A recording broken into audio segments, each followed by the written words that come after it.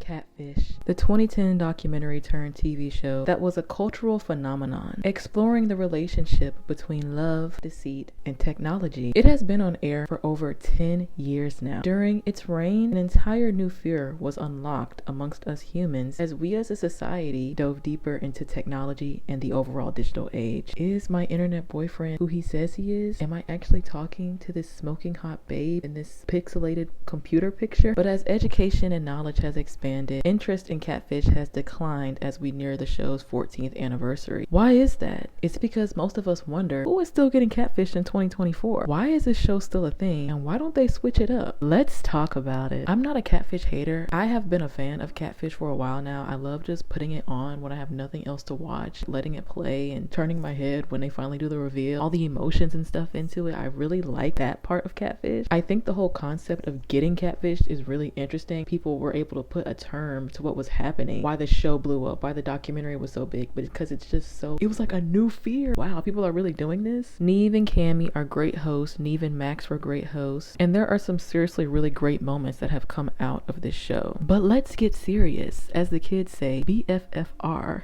In 2024, with knowledge of technology and identification so easily accessible to most people, young or old, how are people getting catfished? The answer is simple: loneliness and emotional manipulation and emotional exploitation on Catfish's part. It is very easy not to get catfished in 2024. If you meet somebody online and they are unwilling to have at least one video call with you, I don't care how shy, you are being catfished. It's as simple as that. Before things get deeper, just know you are being catfished. If their pics are too good to be true, you are being catfished. Anybody, young or old, can reverse image search. I don't care how shy they are. I'm not the biggest FaceTimer either, but if I meet somebody online and I know how the things go, I know how people are deceptive and scammy nowadays with internet bots and stuff, I'm going to FaceTime you at least once, just so you can know that I'm a real person. If they don't do that, they're not the person they're telling you they are. You're getting catfished. And that brings me to my gripe with the show. It seems like as times have changed, people are smarter. It seems like a lot of their episodes recently, they recruit people who are either like a little mentally challenged or extremely lonely to the point where they know they're being catfished, but they still don't care, or they go through with it because they're that lonely and need connection any way they can get it. And for Catfish to exploit issues like this, like that on camera,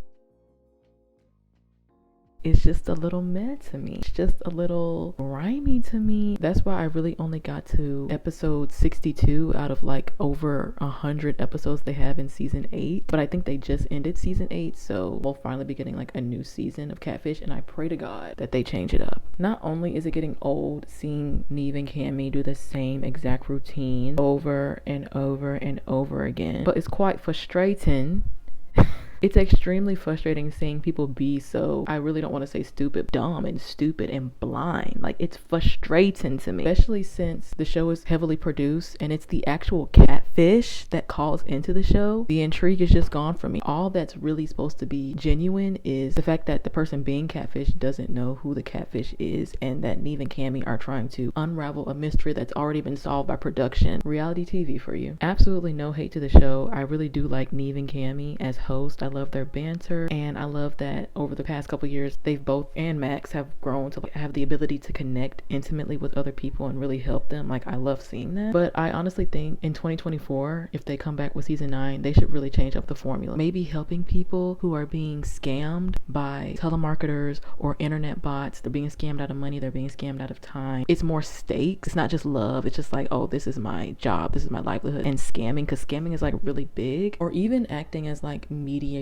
or like guidance counselor, troubled internet relationships. They can change this formula up somehow to get something out of the show than what we've been doing for the past going on 15 years. But this whole, you lied to me about who you are even though it's 2024 and Google is free and the signs were right in front of my face. Yeah, I'm over it. It's getting old. But best believe I will still be playing Catfish in the background. I will still put it on sometime. Dating shows, specifically shows like Love is Blind, are extremely stupid. I haven't watched Love is Blind since season 3. That season, it took me out. Like, I had to stop watching the show after Artiste and Nancy and Cole. Oh God, I had to stop. That was too much. going forward, anybody that's going on a show like that is an opportunist. They are trying to get something out of the show, whether that's notoriety, a couple more Instagram followers. I just don't feel like it's genuine anymore at all. You can kind of tell with the people they're picking. Also, the parameters that the show gives them does not foster genuine relationships. Short amount of time, they get to know each other. Why do you think out of all these seasons of Love is Blind, everybody that's been coupled up, why it's like so little of them that are still together? Because love is not blind. This formula is not working. It's stupid. It's all a recipe for disaster. But people like this type of stuff. People like trashy, extremely overproduced TV, because if we just left these people to their own means, they would see that love is not blind. Like, I cannot connect with somebody. And I think they give them like a month in those pods. Are you seriously?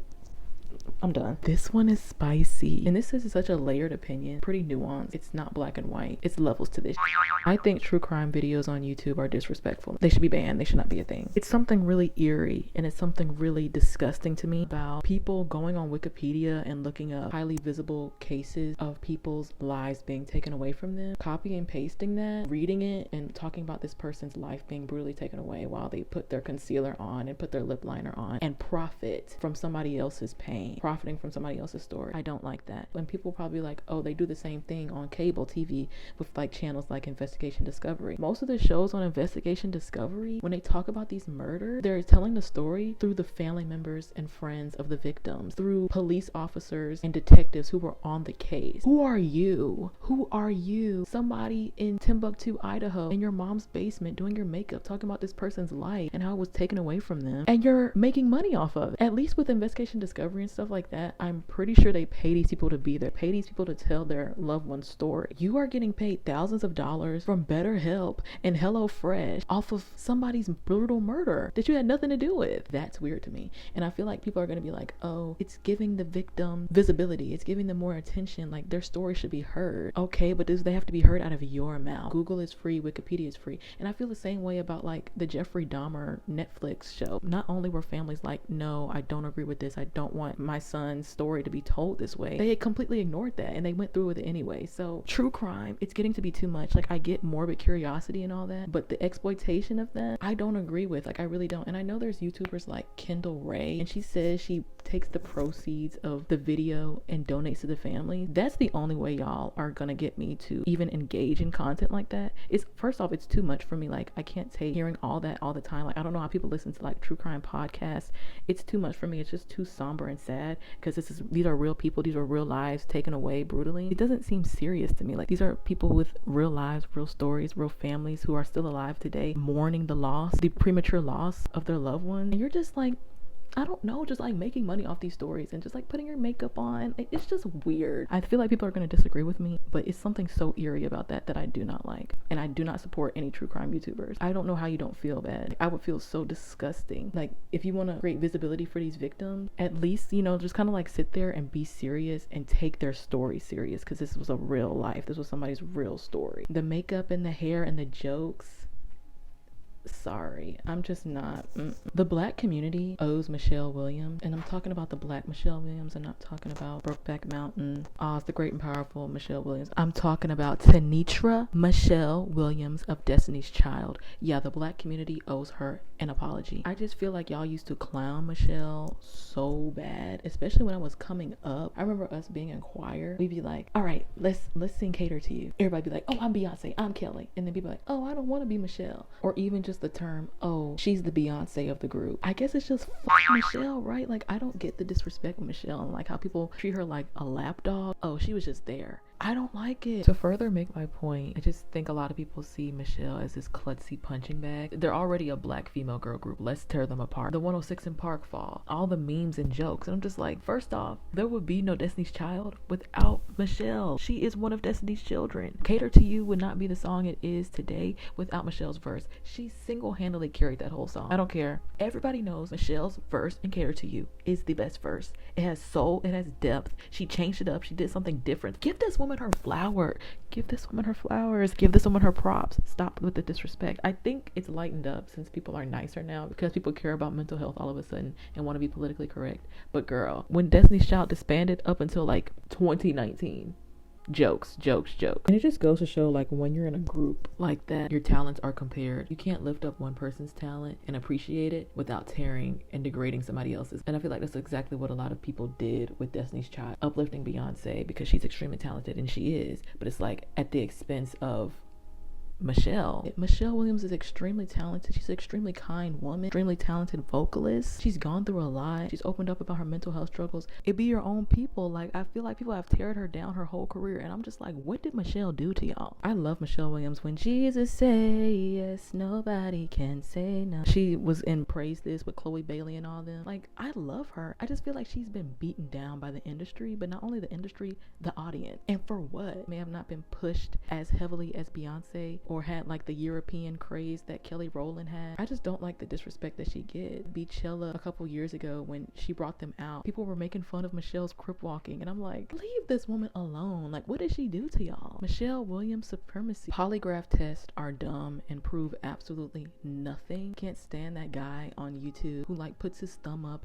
or puts his thumb down. All that thing is testing is to see like elevated levels of your heart rate, or like if you're twitching or something. I just think that thing is so stupid. I used to use these things like in law enforcement, in criminal cases, and I'm like, what is substantial about this? Some people are really good liars where like they don't have any bodily reactions when they lie, and some people could be telling the truth and still have a fast heart rate just because they have a freaking cuff on their arm. That whole thing is so stupid to me, and it should be abolished immediately. Spirit Airlines isn't that bad. Yeah, they don't give you refreshments. Yeah, you have to pay for your bags and stuff, but if you're going on a quick trip and you need like a $50 flight, Spirit will get you there, okay? It's not bumpy, it's not crazy. It's like with Michelle Williams, who started this rumor that Spirit Airlines is just awful and you will not make it to your destination. Spirit Airlines is just like any other airline. It's fine. I've never had a bad experience on Spirit. The flight attendants are nice. They actually updated their planes recently, so they're more roomier to me than like a Southwest or a Delta. I'm so confused by the Spirit. Hey, is it because of the howdy on the wing? Yeah, it's corny, but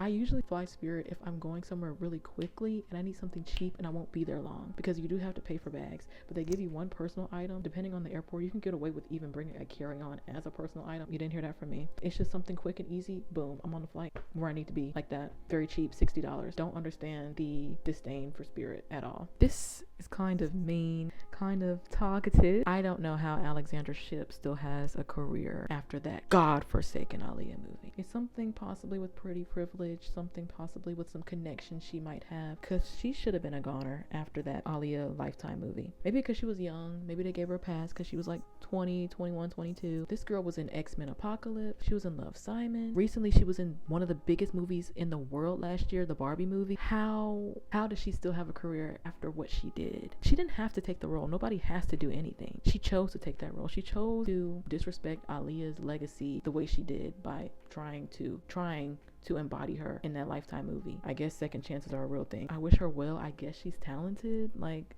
not like she's a bad actress. I just think she made an extremely bad choice. My last take is the word iconic is overused, especially in Gen Z slang and vernacular, and because of this, the value of the word is diminishing. Like, it doesn't mean anything anymore because you guys just throw it around like the word cool or nice. Nowadays, people use it as a synonym for like, oh, that's cute, oh, you did that, that's iconic. Like, no. Kind of synonymous to the British word that I be hearing in Skins.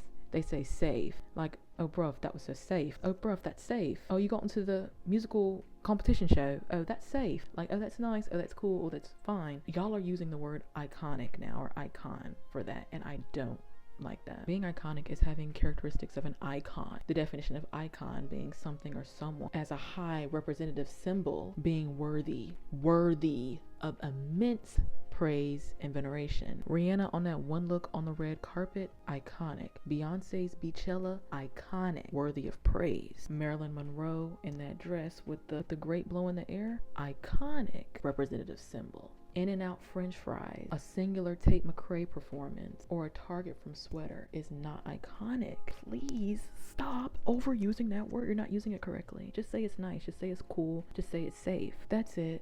That's all I've got to say. Had to get these out of my mind and out into the universe. Someone's got to be a martyr, and I guess it might be me.